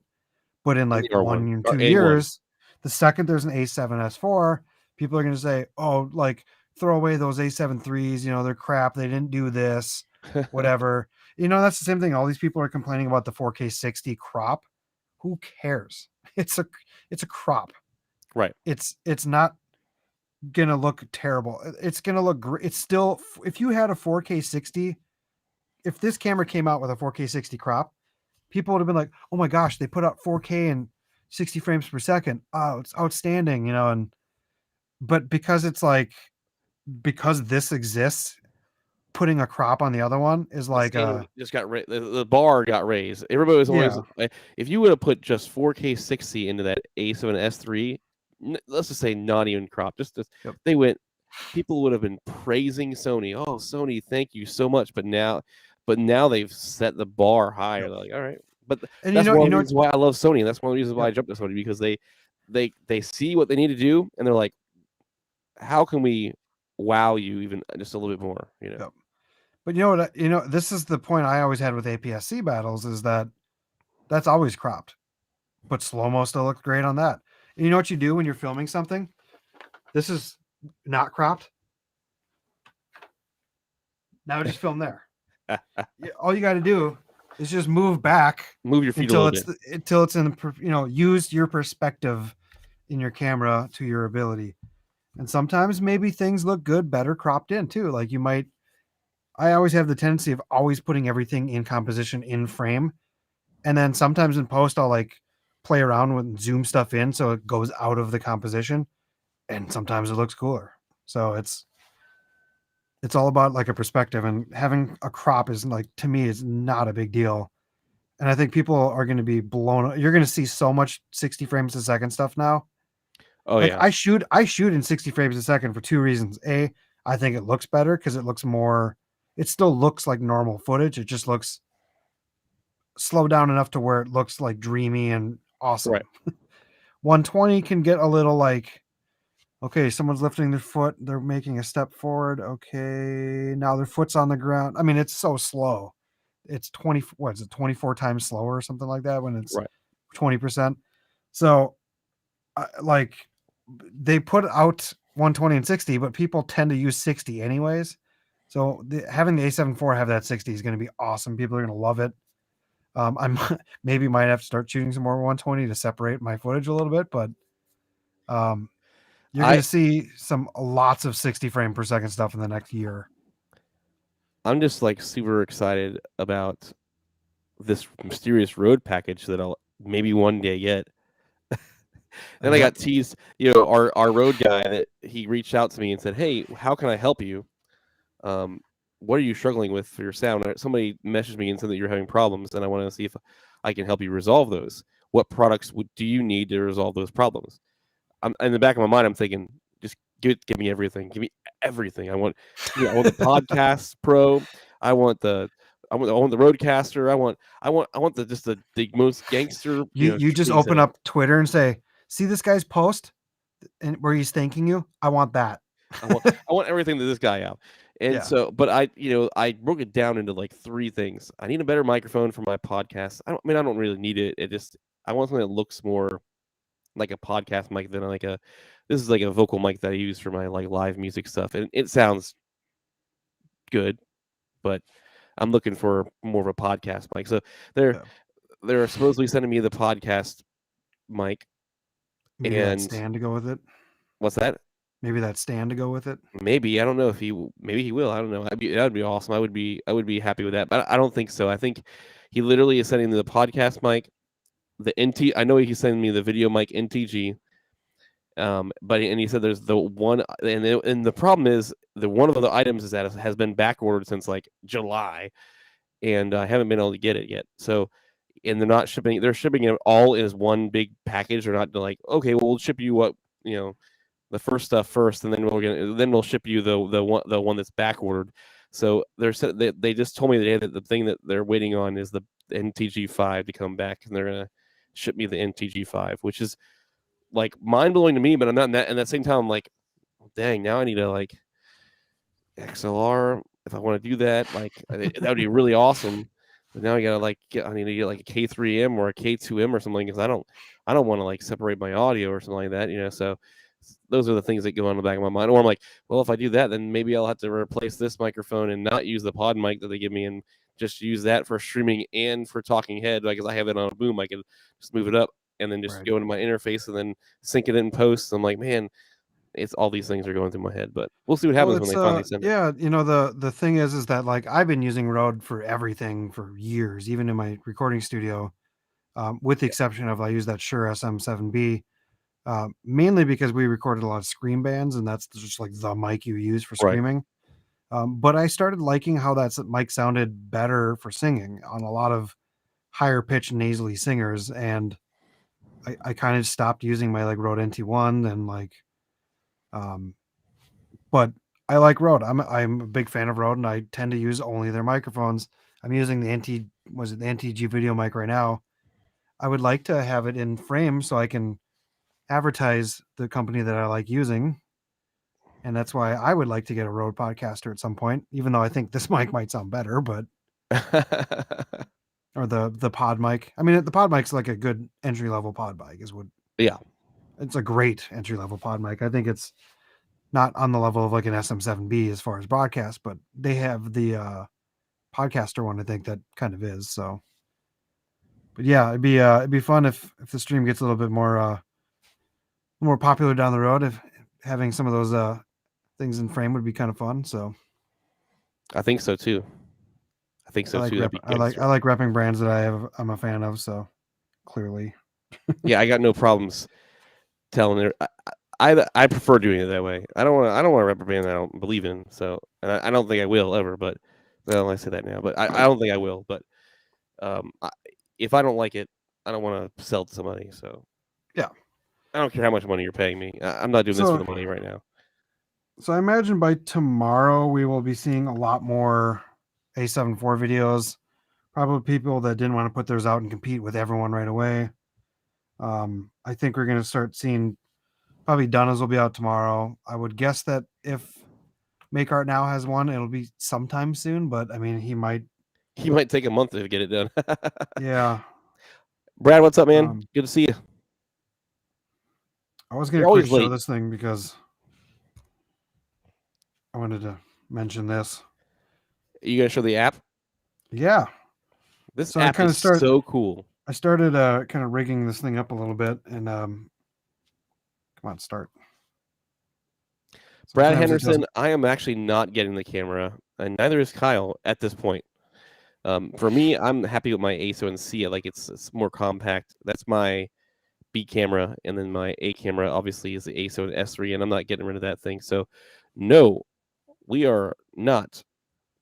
And Brad, I know, I'm sure you know, you're a drone guy, so you're not going to buy it either.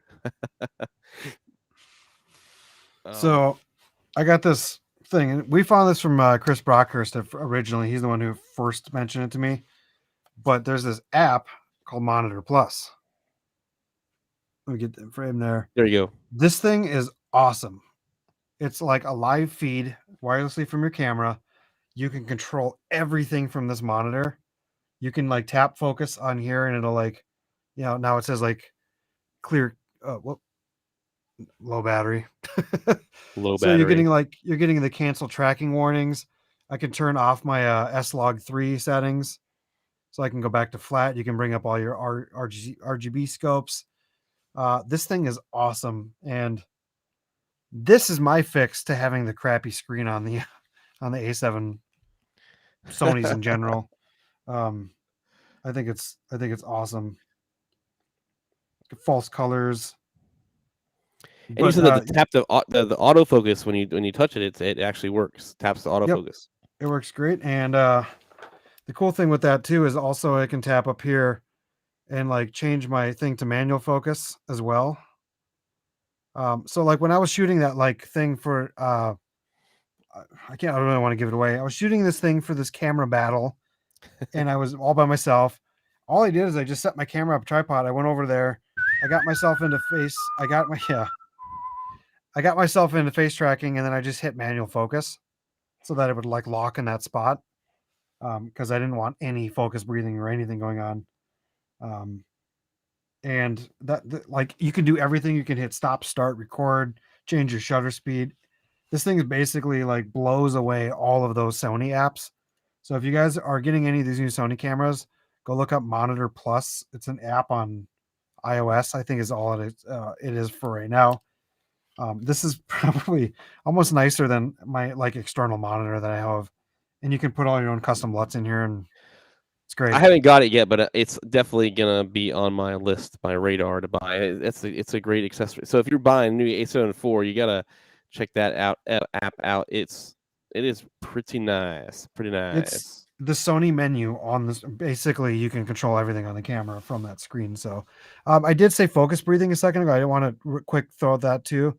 I don't know if you saw the A7 IV has this new mode in it that I can't remember where it is in the menu. Slightly to like help alleviate. It's this auto, it's an auto focus breathing thing where it'll look like you just lost focus for a second, like that won't go away, but it won't like hunt and come back while it's trying to regain its focus.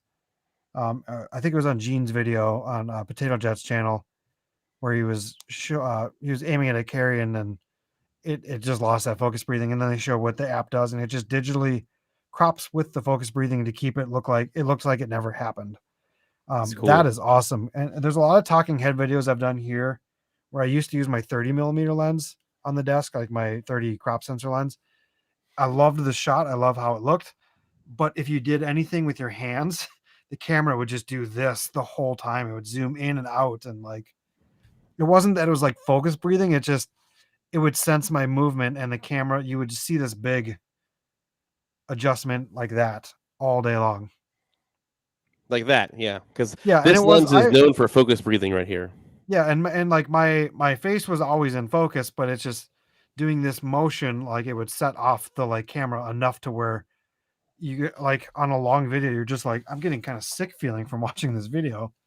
And the only way I could fix that was to like put cuts in my videos and just like crop in, do the like punch ins and stuff and punch outs to fix that. So because I know they have that, Paul, on the A7 IV, they better hurry up and figure out how to put that in this camera as an update firmware. Those were the two features that I wanted to see them add to the A7S III is that focus breathing thing and the eye autofocus for animals in video.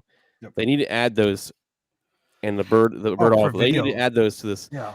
There's no reason that this camera shouldn't have a feature that a lower end camera has. I can't understand why they can't just combine animal and human eye. Like, why can't they combine that in the same setting? It's annoying they have to change the setting. This switch. Yeah. So now I have like in photo mode, I have to put my dedicated C3 to change from animal to human.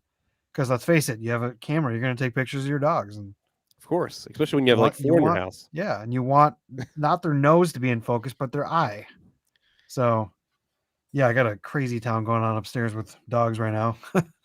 But video, I don't know 100% know if they did it for video. It looked like it was in the settings, but I think they did video for animal eye, didn't they? Focus. Oh yeah, that's what I was saying. They added animal eye focus in video. That was the big thing. So okay, that's the other feature that I'd like to see them add to the A7S III. There's no reason they shouldn't. It's the same exact processor and very similar internals, other than that sensor. And so Sony is executive of Sony. If you're watching this live stream, an hour and 41 minutes into this, fix that. Fix it fast. We know you're watching now. So. They're not going to watch our video, but they did watch Gerald and Dunn's, and he mentioned that he's like, "You guys need to fix this." I'm just picturing this. How many people are in here right now? 7 people in here right now. It's 7 Sony executives right now, all on a long table with the projector pulled down. They're watching this live stream, going, "We need to find out what we need to fix with this camera for the A7 V," which rumors should be starting anytime now, right? A7 V. I mean, yes. There's only Sony executives watching this channel right now. They're just sitting there saying, "Oh yeah, hey, send. We need to send that guy. Those guys. We need to send a new A7 IV for review, because they're just totally killing all the features that we need to." Yeah. So, anyways, to wrap the whole thing up, the A7 IV looks awesome. It's going to be a great camera. It's going to be $2,500. It's something that if I have $2,500 and want to upgrade to it, I will do it at some point. I might wait a while until it's more cheaper in the used market, maybe, or something. I don't have the personal need for it because me and Paul both have other cameras that work just as good or better. But all in all, the camera is a powerhouse. If you are looking to upgrade, 100% that camera is going to be a very good investment for you. Just don't overbuy it. If you don't need it, don't buy it. If you're not ready for editing 10-bit footage, don't buy the camera yet. Go buy a better computer. You need to, you don't just jump from your cell phone to a cinema camera, and that's getting close to what that camera is going to be. So, I mean, you definitely don't want to jump into this camera and not use any 10-bit mode. If you don't use 10, my computer is not fast enough, I guess I'm not going to use, then what's the point of buying the camera? And you might as well just go buy an A7 III. It's going to be better for you, or an A7C. So if you're not going to use the modes that it's providing, just go pick up a great deal on an A7 III used, or a A7C if you want those nice auto focus tracking. That's probably almost as good as the A7 IV. Yeah. I mean, it's don't reach if you don't have to. And if you're loaded and you don't care about money, then go ahead and reach. Maybe buy the A7S III instead. But it's going to be a great camera. It's going to be a good future, I think, for Sony having that hybrid camera. It's going to be interesting to see what Canon does with it, because I don't think I can never keep them straight. The R6 is the cheaper R6 one, right? Okay. Yes. I always think the R6 being the better one, because the Sony's the opposite higher way. number, right? So I don't think the R6 is the competitor to this camera that Canon wants it at this point. I think it's at the moment it's going to be the competitor, because it's the only thing that's price comparable. But Canon will put out a new camera probably in response to this camera. It might take a year or two, but and then Sony will fight now. having the competition between these two cameras has been great because now we're having outstanding cameras come out from both brands. Right. So one just decided to change their lens mount system and make you have to sell all your lenses. So thank you, Sony, for not doing that. I appreciate that because I can't. I don't want to buy any more lenses. Anyways, yeah, this it's getting pretty late. Those are great closing thoughts for the A7 IV. I don't think we're gonna be streaming this much regularly. I think this week we got 3 live streams in like back to back each. This week. was a special occasion. This was 3 years in the making of people wanting this camera. It was a lot of hype going into what it's going to be. Now it was kind of a review of what it was. I think I wanted to announce. I really wanted to get on the stream today and kind of say, hey, there's one thing on this camera that's huge that not many people are touching on, and that was that ability to save 9 custom preset like memory recalls. So I wanted to get that out and bring that more known to people. So that was why we mostly popped on here. That and Paul had the ability because his wife's not home tonight or something. So we had the time to do it. It's either edit a video or do a live stream. I guess I went with doing a live stream. I really need to do the edit the video part, Paul. I didn't put out a video this week because of this Sony rumors and craziness going on in my real job. So it's what it is. It is. Got lots of videos coming out. So, but yeah, Alpha Shot. I think maybe we have another episode or 2 left in the name until we have a full changeover. I want to make our first new name video awesome with a guest though. Right. So we're gonna have a new name. I don't think the artwork is going to be finalized until probably Wednesday of next week, so it won't be enough time to get the new name switched over for branding purposes. So we'll have to see on that when that gets done, and then so we might have another week or 2 of the Alpha Shot, and I don't think I'm going to like completely can the Alpha Shot. I think I'll keep the Alpha Shot for stuff like this, where it's like, hey, we want to do a stream tonight, and we're going to do some Sony rumors or something like that, but we're going to do a dedicated stream every Wednesday night, and it's going to be more creator and gear talk focus. Not, I mean, we'll talk about Sony cameras still because we're Sony shooters and Sony fanboys, but we're going to have other creators that don't shoot Sony on. We're going to talk about their setups, their struggles, their everything. Share some of their own content. I would like to do that too, is get some of their videos that we want to show and show some stuff. Maybe me and Paul have some fun creative stuff that we come up with too for intros or transition stuff. Got some fun stuff in the works. Gotta get the epidemic. Gotta get segments. Yeah, did you get that playlist, Paul? I sent you. I did. I've been listening to it. Yeah. I love 80s. Yep. I love that field music. Anyway. So, yeah, it's gonna be more. I think it's gonna be more fun. I like streaming like this, but I think you can only watch so much of it before you kind of just like, I gotta go. I like being pulled in, having new things happen. But yeah, the guests that we're gonna bring on the show, it's gonna be great, and it's gonna take a little bit to really nail that one a bit, but we'll get Thomas Ariels. I know it's like we don't want to struggle. We don't want to stream on Wednesday nights, really, honestly. But it's just like that. My wife allows me one day to do whatever I want all day, and every other week I have like a band practice on Wednesday nights.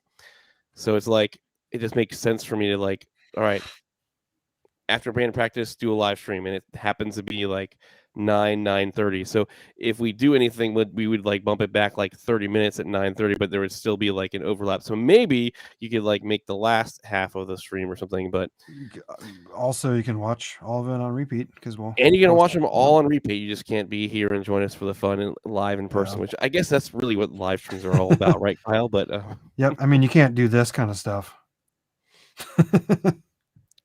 You can't see your name on a screen if you're not commenting, right? Right.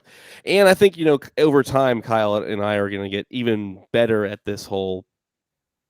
This is all new. This is completely new today. I honestly thought we were going to get here and be like,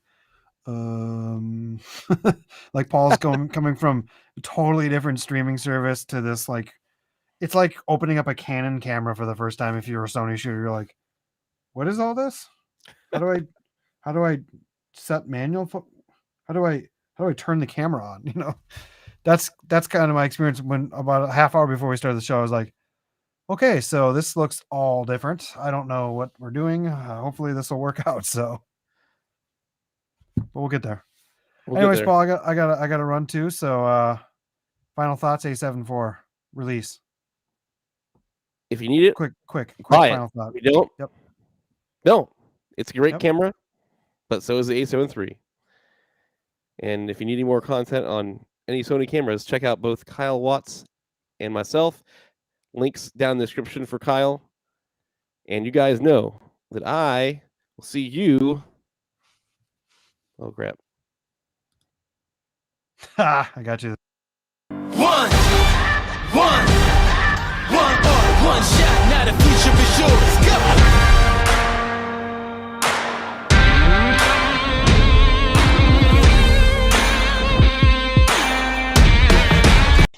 What are you smiling about over there? You just grin. You think you get the last say? No. This is my channel. So, no.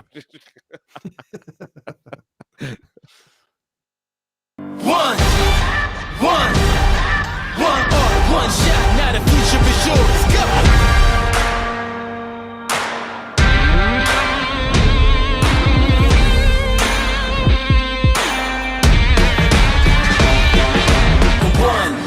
One shot for the kill, the breeze come freeze up, straight dropping the kills. I'm talking taking over pieces and shares. A ball break sky high, check the movement is here. Yeah, it's one shot, now the future is yours.